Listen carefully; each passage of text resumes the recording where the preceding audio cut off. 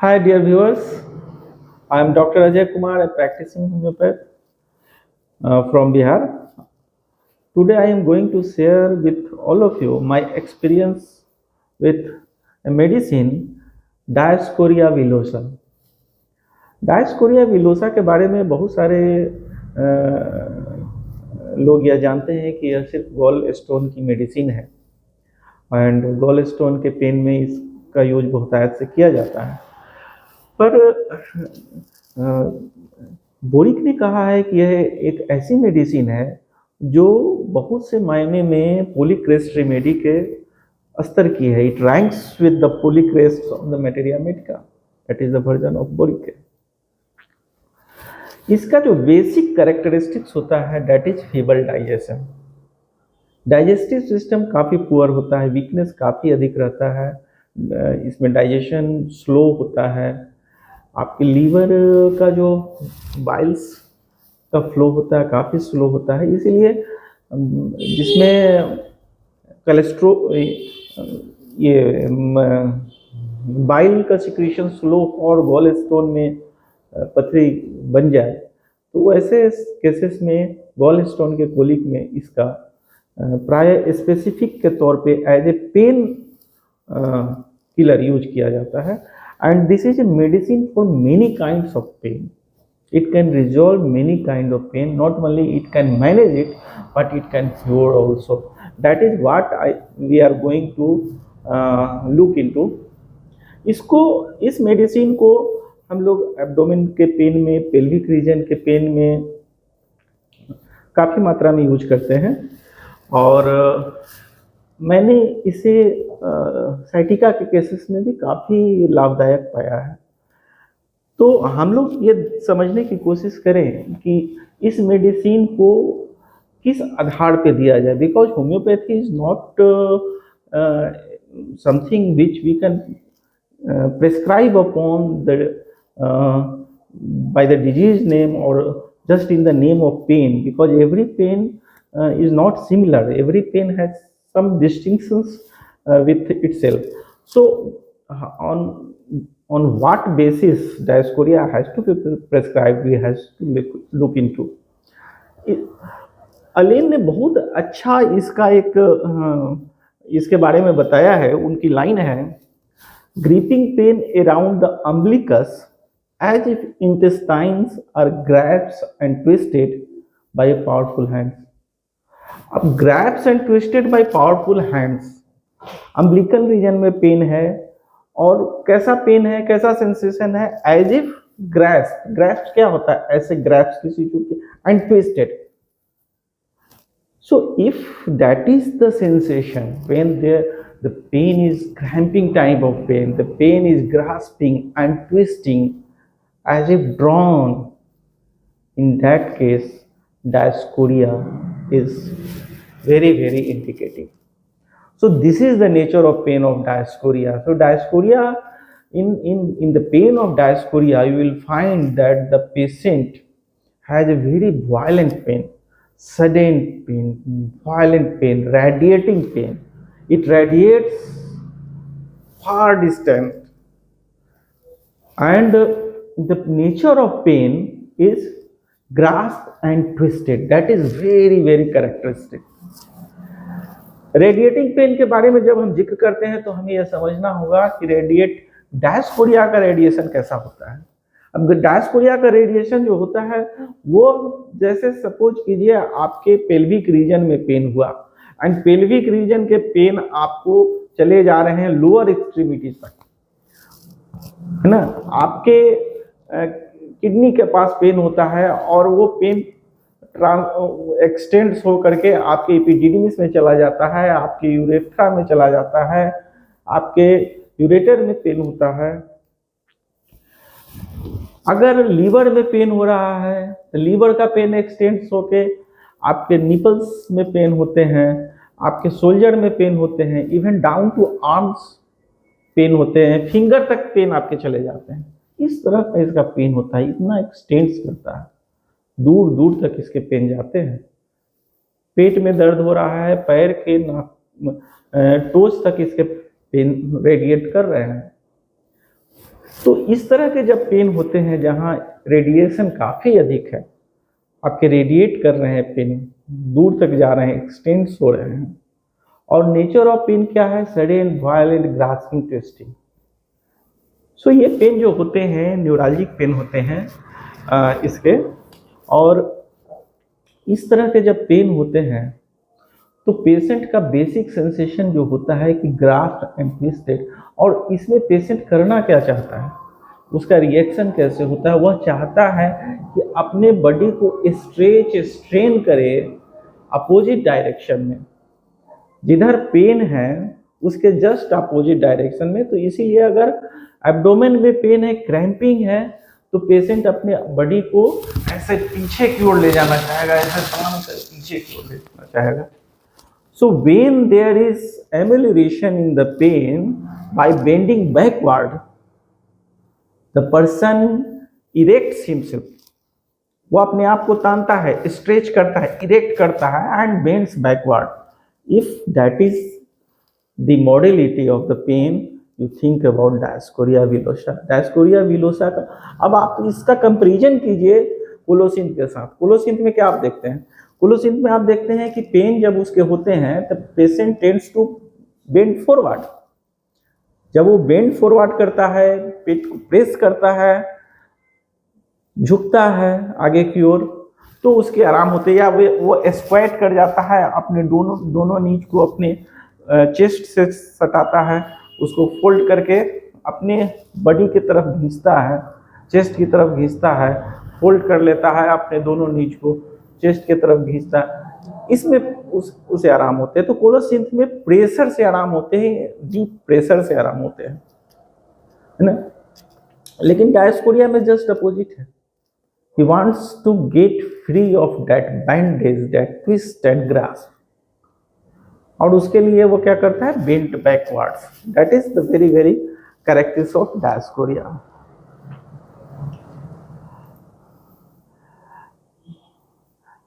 Dioscorea में हमने चर्चा की, डायस्कोरिया का डाइजेशन काफ़ी पुअर होता है। तो इसके जब डाइजेशन पुअर होते हैं तो पेशेंट जो होता है वीक होता है, और पाचन क्रिया के स्लो होने से उसमें गैस की भी समस्या होती है, फ्लैटुलेंट कोलिक होते हैं। इसके पेट ऐसा लगता है कि पूरा तन गया। और प्रायः यह जो चाय अधिक पीते हैं, ऐसे लोगों को जो हैबिचुअल टी ड्रिंकर हैं, उनमें यह समस्या अधिक होती है। Large amount of offensive gas का बेल्चिंग होता है, मुंह का टेस्ट बीटर होता है। और एक जब इनके फ्लैटुलेंस होते हैं तो इसमें एक करेक्टरिस्टिक्स है, वो करेक्टरिस्टिक है कि स्टर्नम के पास, this is the region of sternum, sternum के पास एक टाइटनेस लगता है, and sometimes that pain radiates to the shoulder and down to the arm. That is the very very characteristic of Dioscorea, pain in flatulence. और इसके pen suddenly different part में चले जाते हैं, एक्सटेंड्स करते हैं, शिफ्ट्स करते हैं।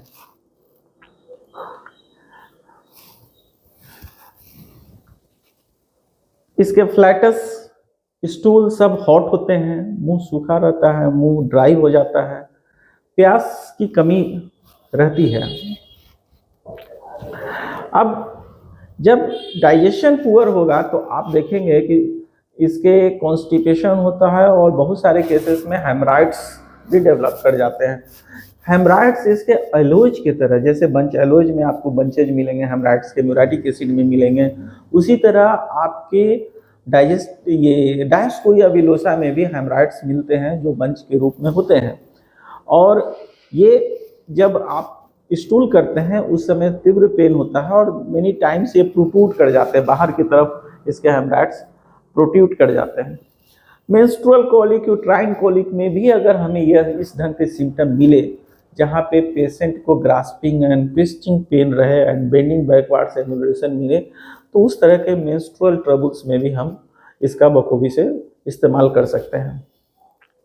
रेनल कोलिक, आपकी किडनी में स्टोन हो गए हैं, आपको वहाँ पे दर्द हो रहा है और दर्द रेडिएट कर रहा है, यूरेथ्रा में जा रहा है, टेस्टिस में जा रहा है, ट्विस्टिंग है, ग्रास्पिंग है, क्रैम्पिंग है, इस तरह के केसेस में हम डायस्कोरिया विलोसा को याद रखना चाहिए। इसके पेन जो हैं लोअर एक्सट्रीमिटी में, नीज में भी होते हैं। और बहुत करेक्टरिस्टिक्स क्या है कि when ever there is a pollution in the morning after pollution, the patient feels a lot of weakness in the knee. That is very very peculiar, and in the knee the sensation is the same, that is twisting and grasping. And this is the characteristic after pollution, after ejaculation, the patient feels his knee very weak. Morning के समय उठता है तो पैर रखता है, ऐसा लगता है कि उसमें वजन नहीं है, जान नहीं है। Another important characteristic where Dioscorea villosa stands out similarly, जब आपके पेन अल्टरनेट होते हैं, नी के पेन अल्टरनेट होंगे शोल्डर एंड एल्बो से। यदि ऐसा सिम्टम्स मिलते हैं कि आपके नी में दर्द है और कुछ देर के बाद पेशेंट कहे कि सर नी का दर्द तो ठीक हो गया, एल्बो में दर्द हो गया, एल्बो का दर्द ठीक हो गया, शोल्डर में जॉइंट्स में पेन हो गया, तो इस तरह जब आपको अल्टरनेशन का हिस्ट्री मिले किसी भी पेशेंट में, तो उस पेशेंट के आप एक दो सिम्टम और पूछ ले, डाइजेशन का, सेक्सुअल स्फेयर में सिम्टम्स का, सेंसेशन एंड मोडलिटी, अगर आपको ये सब मिल रहे हैं तो डायस्कोरिया विलोसा आप उसमें उस पेशेंट में दे सकते हैं। The weakness of Dioscorea villosa is not limited to the digestive system, it is also in the sexual system. The sexual organs are normally very weak, very cold, and because of that the patient become dyspodent. Patient को irritation होने लगता है, डिस्पोडेंसी में patient जाता है। और बहुत सारे केसेस में जो विविड्स ड्रीम होते हैं उसमें आप पेशेंट बताएगा कि ड्रीम्स में ही उसके पॉल्यूशन हो गए, और पेशेंट जब उठता है तो उसे काफ़ी अधिक वीकनेस लगता है, नी में काफ़ी वीकनेस लगता है। तो इस तरह के केसेस में where emission in sleep and the patient after excessive sexual loss there is weakness in leg particularly about the knee, your medicine may be Dioscorea. Sciatica के केसेस में भी मैंने इसे काफ़ी अच्छे ढंग से इस्तेमाल किया, where the characteristics of the pain has been found. And sciatica में इसका एक पिकुलियर लक्षण है कि when there is pain in the sciatica and the patient is perfectly still, When the patient is perfectly चुपचाप एकदम शांति से बैठा है, कोई मूवमेंट नहीं है, पेशेंट को कोई दर्द नहीं होगा। This is very unique of Dioscorea.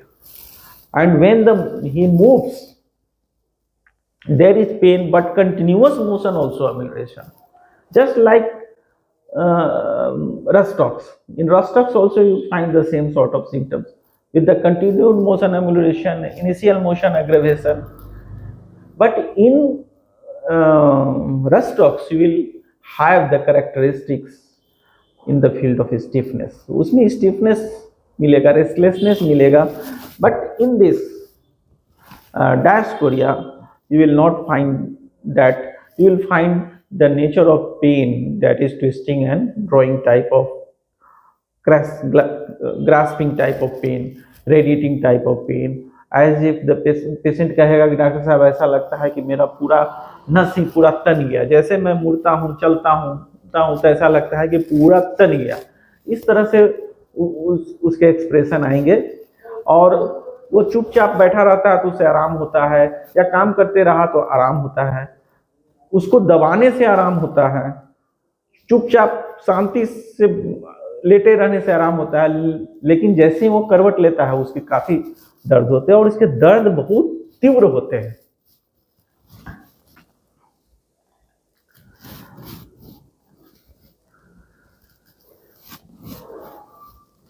इसके माइंड में एक जो सिम्टम्स है वो बहुत ही इम्पोर्टेंट सिम्टम है, क्योंकि यह पेशेंट में जो वीकनेस है प्रोफाउंड होता है, और यह वीकनेस उसके चूँकि डाइजेस्टिव सिस्टम ही वीक है तो उसमें न्यूट्रिशन की कमी हो जाती है पेशेंट में, और सेक्सुअल स्फीयर में भी वीकनेस रहता है, डिस्पोर्डेंसी रहता है। तो इन सब का कंबाइंड इफेक्ट जो होता है वो माइंड पे भी पड़ता है, उसकी मेमोरी भी वीक होती है।